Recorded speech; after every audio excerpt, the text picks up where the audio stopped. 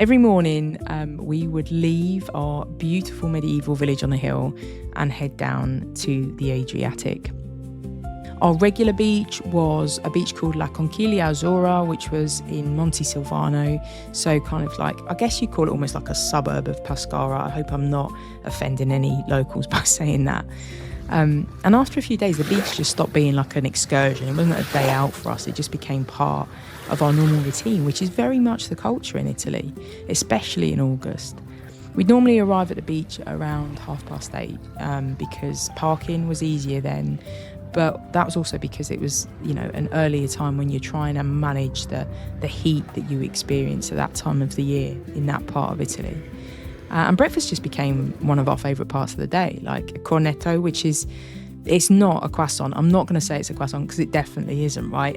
But it looks like one, but it's slightly sweeter. So that's like a traditional breakfast, I guess you'd have in Italy. So a cornetto, coffee, the Adriatic a few metres away. What could be better? Italian beaches, as I said, are very well looked after. They often operate through something called stabilimenti balneari, which is organised sections where you rent loungers and an umbrella. Ombrellone, you go in and ask for an ombrellone. In August, the spots that we saw were generally around 25 to 35 euros a day. We paid about 200 euros in bulk for the same umbrella and chairs for about 8 days. We did ask whether we get one for the whole season, and actually we were quoted about 700 euros for that, which makes it considerably cheaper per day, something like 7 euros a day. So well worth considering if you're going to have people who are going there throughout that period of time. And the appeal is massive because you essentially come back to the same patch of beach, same faces, same people, your own little bit of the Adriatic, and you just become used to it and where everything is and how you get there. And for Pep, it's great as well because actually, even for two, we would always follow him whenever he went somewhere, but sometimes he'd get out of the sea before us and he'd be running back to the umbrella and he knew where it was. And it is a beautiful beach. Montesilvano, like a lot of Italian beaches, as I've already said, super clean, really well looked after.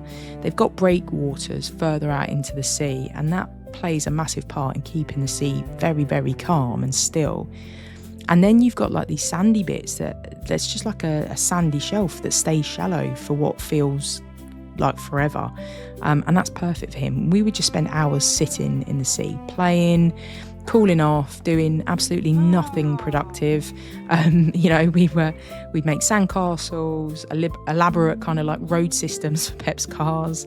And then there was the sand boat, something that I claimed I built for Pep. Took me the best part probably of 2 hours to make. It definitely wasn't true. I enjoyed making it far more than an adult should, really. And it was way bigger than it needed to be. And I probably let Pep sit in it for all of about 5 minutes. In terms of the beach, we'd probably only stay down there for most days until about 12 or 1. Then we'd head back to Spoltore for a siesta, get ready, and then we'd go out for dinner. Some days Pep would nap on the beach and we'd stay a bit longer and we'd have lunch there, have our main meal there instead. There's also, frankly, an impressive number of ice lollies that were consumed during this holiday. It's one of the things I said to Pep before we left. Pep, what are we going to do on this holiday? He said, eat so much ice lollies, were his particular words. And he really stayed true to that. By the end of it, it just became not repetitive in a bad way, beautifully repetitive. We knew what we'd be doing every morning. We were going to the beach. That's what we were doing. And it was just a real pleasure to be able to go and do that. We did cheat on our beach one day. We went down to Silvi.